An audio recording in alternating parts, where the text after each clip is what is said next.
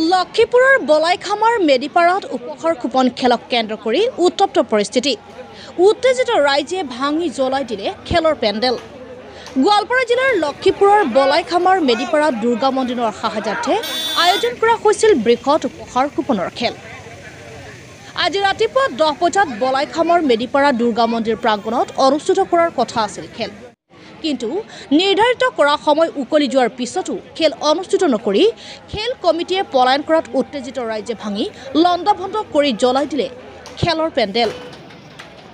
খেলৰ পুৰস্কাৰ হিচাপে আছিল মাৰ্চিডিজ বেঞ্জ, আল্ট্ৰাবাছ, মহেন্দ্ৰ থাৰ, জেচিবি, স্কৰ্পিঅ', টাটা ছাফাৰীৰ উপৰিও বহু কেইখন চাৰিচকীয়া আৰু দুচকীয়া বাহন। গাড়ীৰ গৰাকী হোৱাৰ স্বপ্ন দেখি 100 টকাৰ টিকট ক্ৰয় কৰিছিল হাজাৰ হাজাৰ ৰাইজে। উপহাৰ কুপন খেল অনুষ্ঠিত নকৰি ৰহস্যজনকভাৱে পলায়ন কৰা খেল পৰিচালনা কমিটিৰ বিৰুদ্ধে আইনী ব্যৱস্থা গ্ৰহণৰ দাবী জনায় ৰাইজে।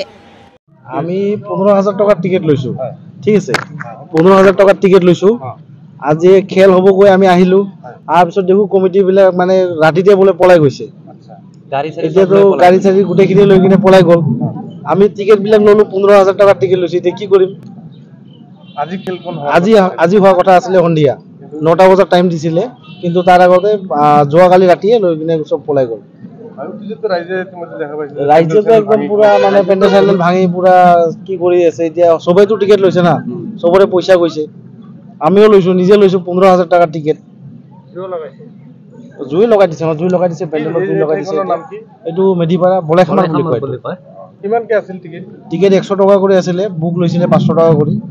এটা বুক লৈছিল 500 টকা কৰি, এটা বুকত 6টা কৰি আছিল। কি প্ৰাইস আছিলে ইয়াতে? প্ৰাইস আছিলে দামী প্ৰাইসখন আছিলে মাৰ্চিডিজ এখন আছিলে, জেচিপি আছিলে, আল্ট্ৰাবাছ আছিলে দুখন, স্কৰ্পিঅ আছিল, মহেন্দ্ৰ থাৰ আছিলে, দামী বাইক দিয়া আছিলে। সেইটো আশাতে আৰু চবে ললে, আমিও ললো। এতিয়াতো কমিটিয়ে নাই, পলাই গ'ল।